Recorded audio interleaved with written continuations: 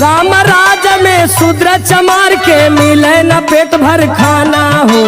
भीम राज में खाके मुर्गा मछली गावा गाना हो।